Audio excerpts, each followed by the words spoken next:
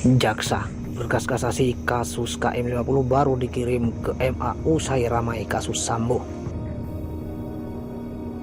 Jakarta, kasus pembunuhan berencana Brigadir Nofriansah Yosua Huta Barat atau Brigadir J yang melibatkan Inspektur Jenderal Irjen Verdi Sambo sebagai tersangka berdampak pada proses pengajuan kasasi kasus unlawful killing 6 anggota Laskar Front Pembela Islam.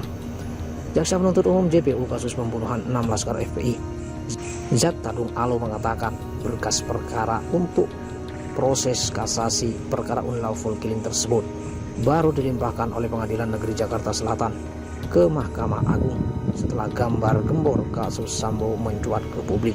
Padahal dikatakan Tadung, memori kasasi dari JPU atas kasus pelanggaran hak asasi manusia pembunuhan 6 anggota Laskar FPI tersebut resmi diajukan ke Pengadilan Negeri Jakarta Selatan.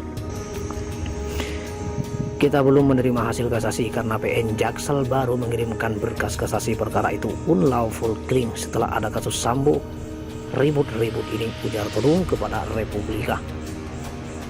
Kata Todung, PN Jaksel baru memberitakan kepada tim JPU proses kasasi tersebut baru disorongkan berkasnya ke MA pada awal-awal Agustus 2022. Jadi kita JPU pertanyakan juga kenapa itu lama sekali. Dan kenapa setelah ada kasus Sambo ini PN Jakarta Selatan baru memberikan berkas kasasi ke MA, ujar Todung. Todung tak mau berspekulasi tentang apapun apakah mencuatnya kasus Sambo berkelindan dengan proses hukum berjalan terkait perkara pembunuhan 6 Laskar FPI tersebut. Tetapi Todung mencermati pernyataan Jenderal Listio Sigit Prabowo yang menyampaikan wacana penyidikan baru kasus KM50 tersebut. Meskipun dikatakan Todung, penyidikan baru kasus unlawful killing tersebut membutuhkan bukti baru atau novum jika dilakukan penyidikan ulang. Kalau penyidikan baru itu bisa saja, tetapi itu menjadi kewenangan penyidik Polri jika ada ditemukan atau ada yang mengajukan bukti-bukti baru, ujar Tadung. Dan itu penyidik ulang dilakukan setelah kasus ini yang sedang berjalan. Ingkrah dulu, sambung Todung. Namun begitu dikatakan Todung, tanpa adanya novum ataupun bukti-bukti baru, penyelidikan baru kasus tersebut dapat dilakukan melalui perintah Hakim MA yang dituangkan dengan putusan kasasi yang sedang berjalan sekarang ini.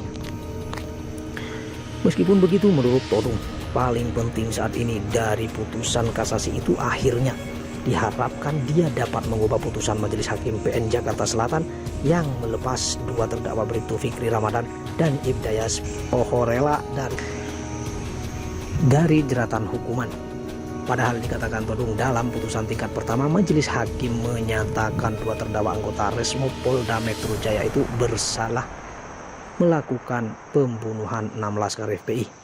Jadi sesuai dengan kasasi dari yang kami JPU lakukan, meminta agar hakim di Mahkamah Agung yang berwenang memeriksa perkara ini mengubah putusan Pengadilan Negeri Jakarta Selatan dengan memberikan hukuman pidana terhadap 2 terdakwa Bribtu Fikri Ramadan dan Ibda Yasmin Ohorela yang sudah terbukti bersalah melakukan pembunuhan tetapi tidak dipidana dan tidak diberikan hukuman dan dilepas, kata Todung.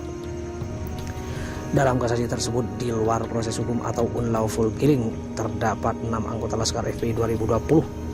2 terdakwa anggota Resmo Polda Metro Jaya dituntut oleh hakim 6 tahun penjara. JPU menggunakan pasal 338 KUHP pidana junto pasal 55 ayat 1 ke 1 KUHP pidana sebagai dasar sangkaan.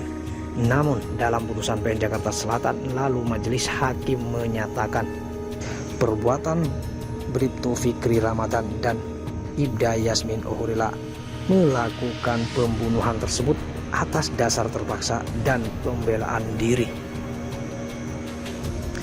Karena itu menurut Hakim PN Jakarta Selatan 2 anggota Polda Metro Jaya itu tak dapat dijatuhkan hukuman pidana, menyatakan bahwa kepada terdakwa tidak dapat dijatuhkan pidana karena ada alasan pembenar dan pemaaf.